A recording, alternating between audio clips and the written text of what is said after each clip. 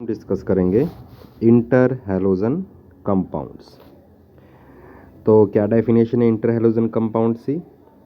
When two different halogens react with each other, जब दो अलग अलग हैलोजन्स आपस में रिएक्ट करते हैं तब जाके इंटर हैलोजन कंपाउंड्स बनते हैं। जैसे फ्लोरीन, जिसको आप रिप्रेजेंट करते हो F2 से, क्लोरीन Cl2 से। अगर मैं इन दोनों के मिक्सचर को हीट करूँगा तो मेरे पास एक कंपाउंड बनेगा जिसमें क्या प्रेजेंट होगा, क्लोरीन और फ्लोरीन। तो ये जो कंपाउंड आपका बना है ये क्या है, आपका इंटर हैलोजन कंपाउंड। एक बात आपने जरूर ध्यान रखनी, इसमें ClF ही लिखा जाएगा फॉर्मूले को, ना कि FCl, क्योंकि फॉर्मूला लिखने का भी एक रूल होता है।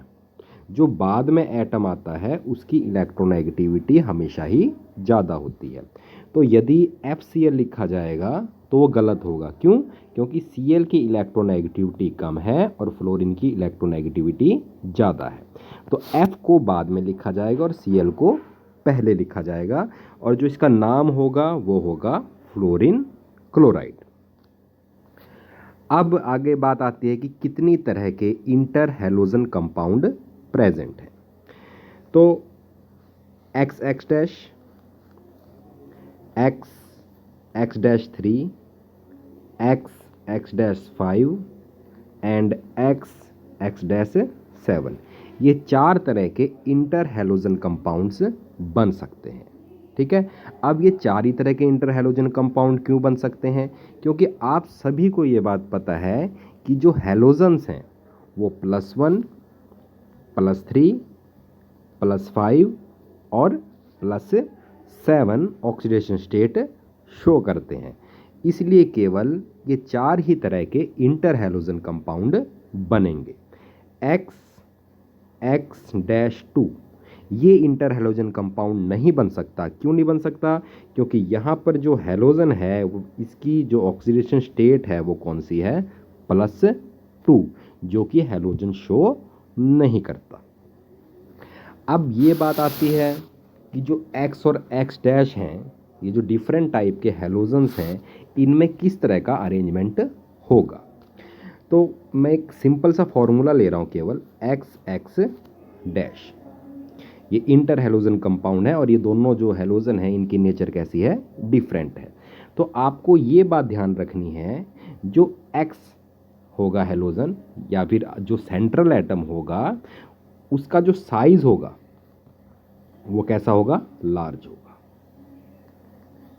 ठीक है। और जो X डैश होगा, जो सेंट्रल एटम के अराउंड जो दूसरे एटम्स होंगे उनका साइज क्या होगा, स्मॉल होगा। तो ऐसा क्यों होगा? क्योंकि एक लार्ज साइज्ड एटम अपने अराउंड स्मॉल साइज्ड एटम को एकोमोडेट कर सकता है, रख सकता है। लेकिन अगर एक स्मॉल साइज एटम को अगर हम सेंट्रल एटम लेके चलें और जो लार्ज एटम्स हैं उसको उस छोटे एटम के चारों ओर अगर हम अरेंज करें तो वो अरेंजमेंट पॉसिबल नहीं होगा। तो यहाँ पर आप देखिए, जो X है, X तो वो हैलोजन है जिसका साइज़ कैसा है, लार्ज, जो मैंने अभी आपको बताया था। और जो X डैश है वो उसका साइज़ कैसा है, छोटा है। उसी के साथ साथ जो X है वो मोर इलेक्ट्रोपॉजिटिव है। ठीक है, क्योंकि जिस एटम का साइज़ ज़्यादा होता है वो इलेक्ट्रोपॉजिटिव होता है। हैलोजन में जो फ्लोरीन है उसका साइज़ सबसे छोटा है, तो वो क्या होगा, सबसे कम इलेक्ट्रोपॉजिटिव। तो सेंट्रल एटम आपने वही लेना है जिसका साइज़ क्या होगा, बड़ा होगा। ठीक है। जैसे जैसे जो रेशो है X और X डैश के बीच में वो बढ़ेगा तो नंबर ऑफ एटम्स भी क्या होंगे, बढ़ेंगे। जैसे अगर मैं बात करूं आयोडीन और फ्लोरीन की, ठीक है, इन दोनों में जो साइज़ का डिफरेंस है वो बहुत ज़्यादा है, सबसे ज़्यादा है। आयोडीन का साइज़ सबसे बड़ा है, लार्ज है, और इसका जो फ्लोरीन है इसका साइज़ क्या है, सबसे छोटा है। तो अगर इन दोनों का इंटर हैलोजन कंपाउंड बनेगा तो उसमें क्या होंगे, मैक्सिमम नंबर ऑफ एटम्स होंगे। ठीक है, जैसे कि फॉर्मूला IF7, ये एक इंटर हैलोजन कंपाउंड है, ठीक है, जिसमें maximum number of atoms present है। तो आयोडीन का साइज बहुत बड़ा है, ये क्या कर सकता है, 7 फ्लोरीन एटम को अपने चारों ओर एकोमोडेट कर सकता है या रख सकता है। अगर मैं इसकी स्ट्रक्चर बताऊं आपको तो इस तरह से इसकी स्ट्रक्चर है, 1 2 3 4 5, एक तो पेंटागन बनता है इसमें, और बाई पायरामिडल, एक अबोव द प्लेन और एक below the plane fluorine atom होता है, ठीक है। तो आयोडीन क्या कर सकता है, अपने चारों ओर 7 फ्लोरीन एटम्स को एकोमोडेट कर सकता है। लेकिन अगर मैं आपसे ये कहूँ क्या Fi7 पॉसिबल है, नहीं, क्योंकि फ्लोरीन का साइज कैसा है, बहुत छोटा है, और ये 7 आयोडीन एटम्स को अपने चारों ओर क्या नहीं कर सकता, एकोमोडेट नहीं कर सकता। तो जो सेंट्रल एटम होगा, ये बात आपने ध्यान रखनी है कि जो सेंट्रल एटम होगा उसका साइज कैसा होगा, बड़ा होगा, और जो सराउंडिंग एटम्स होंगे उनका साइज कैसा होगा, छोटा होगा। अब बात आती है इनकी प्रिपरेशन की। इनकी सिंपल प्रिपरेशन है बिल्कुल, जिन दो हैलोजन्स का आप क्या बनाना चाहते हो, इंटर हैलोजन कंपाउंड बनाना चाहते हो, उनको आप मिक्स करो, ठीक है। मिक्स करने के बाद आपको क्या मिलेगा, इंटर हैलोजन कंपाउंड्स। अगर आप डिफरेंट अमाउंट्स और डिफरेंट कंडीशंस लेंगे तो different type of inter halogen compounds बनेंगे। जैसे अगर मैं क्लोरीन और फ्लोरीन का एग्जांपल लूँ, देखिए जब दोनों में बिल्कुल इक्वल अमाउंट में ले रहा हूँ, ठीक है, और टेम्परेचर कितना है 437 केल्विन, तो ClF क्लोरीन फ्लोराइड बन रहा है। लेकिन अगर मैं फ्लोरीन को एक्सेस में लूँगा और टेम्परेचर भी थोड़ा बढ़ा दूंगा, 573 केल्विन लूँगा, तो क्लोरीन ट्राई फ्लोराइड बनेगा। रिएक्टेंट सेम थे, लेकिन मैंने क्या करा, कंडीशन को चेंज कर दिया, और जैसे ही मैंने कंडीशन को चेंज करा तो मेरा जो इंटर हैलोजन कंपाउंड है उसकी नेचर भी क्या हो गई, चेंज हो गई, ठीक है। तो इसी तरह से आयोडीन और क्लोरीन, ब्रोमीन, फ्लोरीन के भी इंटर हैलोजन कंपाउंड्स आप बना सकते हैं। इसके बाद आती है इनकी प्रॉपर्टीज। तो यहाँ पर ये बात तो हम डिस्कस कर ही चुके हैं कि कितनी तरह के इंटर हैलोजन कंपाउंड्स बन सकते हैं। तो जो डिफरेंट इंटर हैलोजन कंपाउंड्स हैं उन सब की नेचर भी अलग अलग है, ठीक है। डिफरेंट कलर है, डिफरेंट स्मेल है, ठीक है, उनकी फिजिकल स्टेट कैसी है, डिफरेंट है। तो ये आप सब इन प्रॉपर्टीज़ में देख सकते हो, ठीक है। जिस इंटर हैलोजन का साइज़ छोटा होगा वो गैस की फॉर्म में एग्जिस्ट करेगा, और जिन इंटर हैलोजन कंपाउंड्स का साइज़ लार्ज होगा वो लिक्विड या सॉलिड फॉर्म में एग्जिस्ट करेंगे। तो जो मेन बात है इनमें इंटर हैलोजन कंपाउंड में डिस्कस करने की यहाँ पर, तो वो है इनकी स्ट्रक्चर, ठीक है। तो जो XX3 वाले जो इंटर हैलोजन कंपाउंड्स हैं उनकी जो स्ट्रक्चर होगी वो होगी बेंट टी शेप्ड, ये हम आगे डिस्कस करेंगे अभी। और जो X5 वालों की स्ट्रक्चर होगी उनकी होगी स्क्वायर पायरामिडल, और जो X7 वाले इंटर हैलोजन कंपाउंड्स हैं उनकी जो स्ट्रक्चर होगी वो होगी पेंटागोनल बाईपायरामिडल। तो इन स्ट्रक्चर्स को हम एक एक करके अभी डिस्कस करेंगे। सबसे पहले मैं डिस्कस करूंगा X3 डैश, ठीक है। जैसे कि एग्जांपल है मेरा ClF3। तो आप सभी को पता है Cl के पास 7 अनपेयर्ड इलेक्ट्रॉन प्रेजेंट है, ठीक है, 7 इलेक्ट्रॉन्स हैं वैलेंस शेल में। तो 7 में से क्या करता है, 3 इलेक्ट्रॉन्स वो बॉन्ड बना लेते हैं किसके साथ, फ्लोरीन के साथ, और जो 4 इलेक्ट्रॉन्स हैं वो ऐसे के ऐसे रह जाते हैं जो बॉन्डिंग में पार्टिसिपेट नहीं करते, या फिर आप कह सकते हो किस फॉर्म में रह जाते हैं, लॉन पेयर ऑफ इलेक्ट्रॉन की फॉर्म में, ठीक है। तो 1 2 3 4, तो 4 ये हो गए आपके in the form of lawn pair of electron, और 1 2 और 1 3, ये हो गए आपके फ्लोरीन। तो आप देखिए ये जो स्ट्रक्चर बन रही है ये इंग्लिश लेटर टी की तरह बन रही है, तो इसलिए हम इसको क्या बोलेंगे, टी शेप्ड।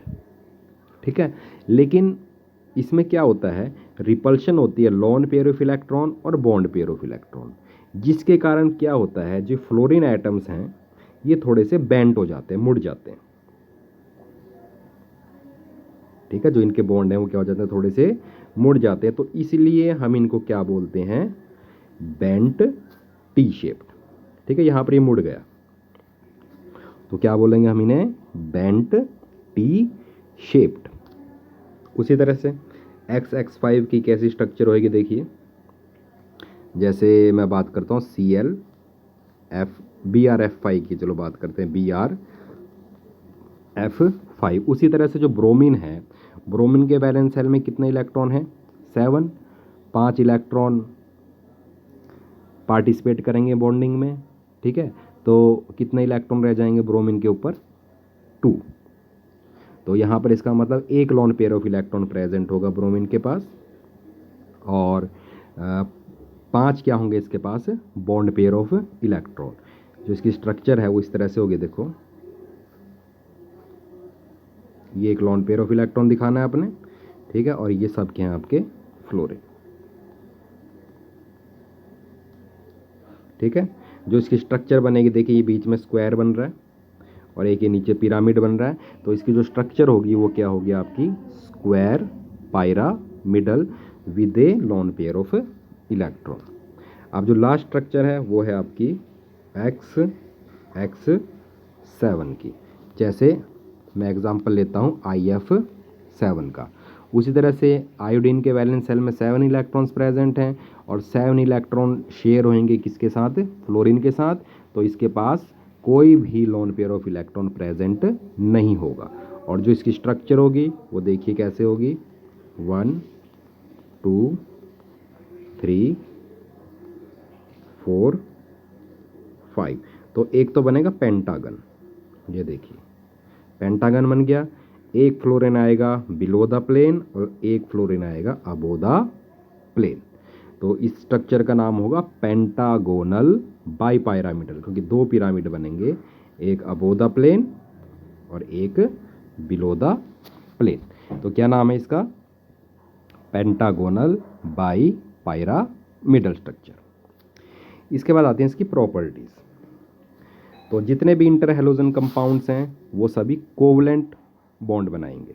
ठीक है, क्योंकि इनकी इलेक्ट्रोनेगेटिविटी कैसी होती है, बहुत ज़्यादा होती है, तो हेलोजन्स अधिकतर कैसे बॉन्ड बनाते हैं, कोवलेंट बॉन्ड। और इनकी जो नेचर है वो होती है डायामैग्नेटिक। डायामैग्नेटिक नेचर कब होती है, जब मॉलिक्यूल के सभी इलेक्ट्रॉन्स कैसे होते हैं, पेयर्ड होते हैं। तो जो इसके मॉलिक्यूलर ऑर्बिटल्स हैं इंटर हेलोजन कंपाउंड्स के, उनमें जो सभी इलेक्ट्रॉन्स हैं वो किस फॉर्म में है, पेयर्ड फॉर्म में। दे आर वोलाटाइल सॉलिड्स और लिक्विड एट 298 केल्विन। तो रूम टेम्परेचर पे ये सभी वोलाटाइल हैं। वोलाटाइल का मतलब सभी के सभी किस में कन्वर्ट हो जाते हैं, वेपर स्टेट में, जब रूम टेम्परेचर आता है कितना, 298 kelvin, except ClF which is a gas. ठीक है, जो ClF है ये गैस है, क्योंकि ClF में जो साइज़ है इंटर हेलोजन कंपाउंड का वो बहुत छोटा है ClF का, जिसके कारण वंडरवाल फोर्सेस बहुत वीक हैं, और वंडरवाल फोर्सेस वीक होंगे तो आपका जो इंटर हेलोजन कंपाउंड है ये ClF किस फॉर्म में एग्जिस्ट करेगा, गैस की फॉर्म में। इनकी जो फिजिकल और केमिकल प्रॉपर्टीज़ हैं वो इंटरमीडिएट हैं, बीच की हैं। ठीक है, जिससे ये मिलके बने हैं। जैसे अगर मैं ClF की बात करूं तो ClF की जो प्रॉपर्टीज़ हैं वो क्लोरीन और फ्लोरीन के बीच की होंगे।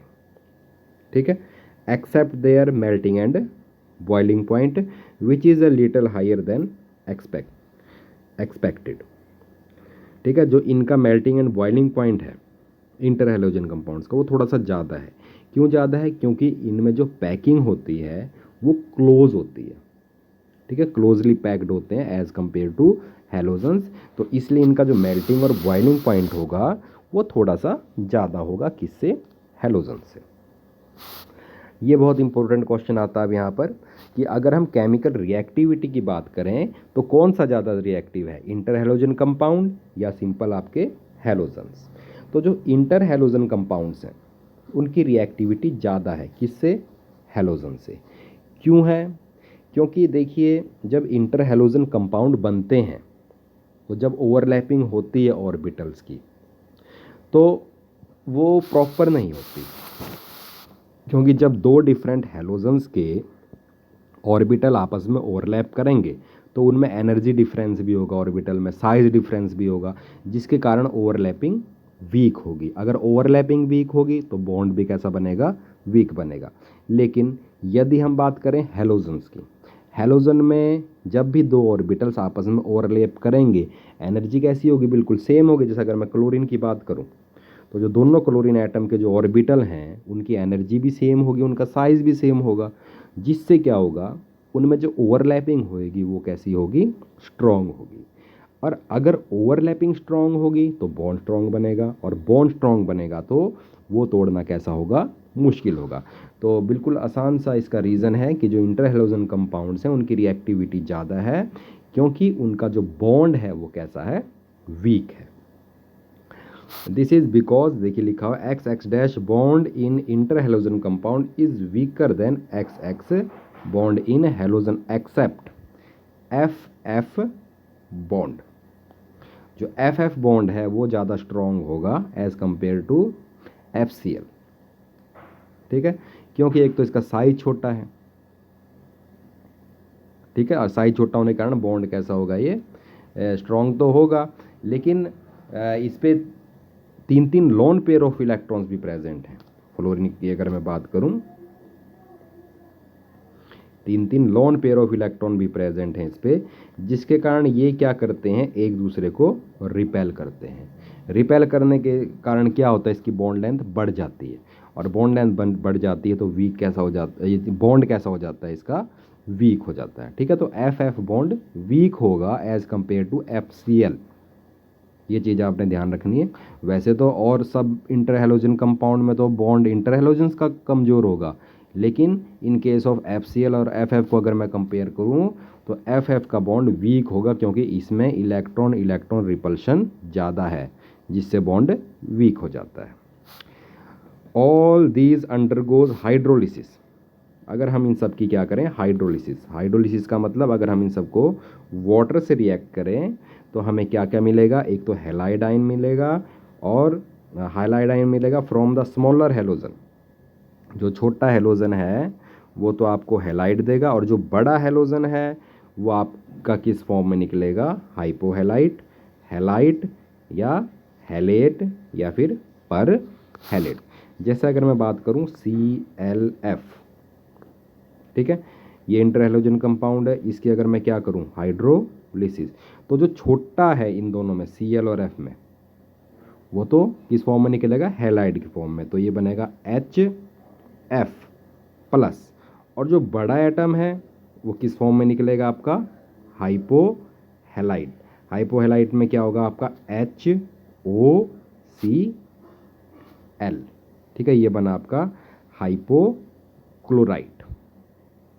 ठीक है, अगर मैं ClF3 के साथ रिएक्शन करता, ठीक है, तो क्या बनता आपका, हैलाइट। ठीक है, तो इसी तरह से XX5 और XX7 के साथ भी रिएक्शन करने के बाद ये हैलाइट और पर हैलेट बनाएगा।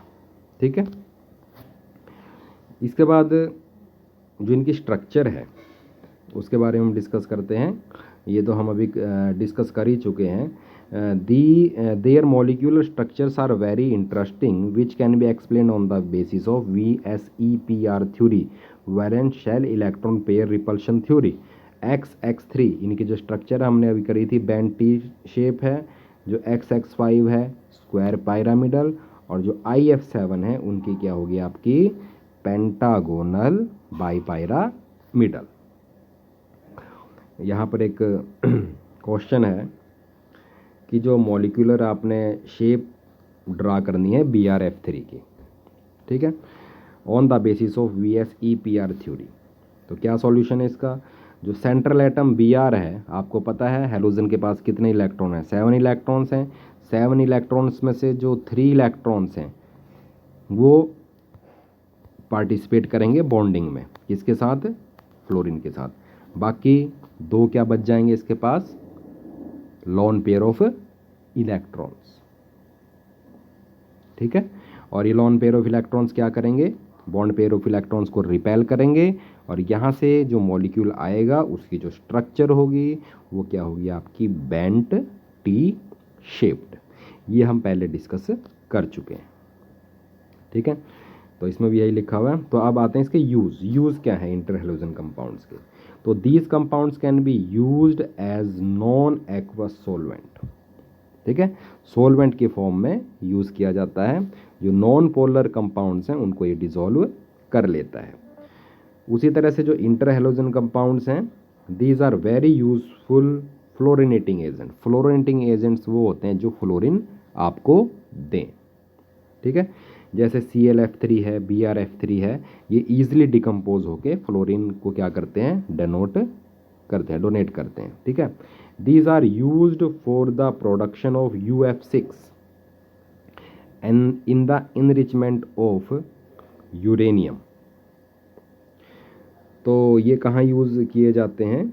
यदि आपको यूरेनियम हेक्साफ्लोराइड चाहिए यूरेनियम से, यदि आप यूरेनियम को यूरेनियम हेक्साफ्लोराइड में कन्वर्ट करना चाहते हैं तो आप ClF3 और BrF3 का यूज़ कर सकते हैं, क्योंकि ये यूरेनियम को फ्लोराइड प्रोवाइड करेगा जिससे कि यूरेनियम हेक्साफ्लोराइड बन जाएगा।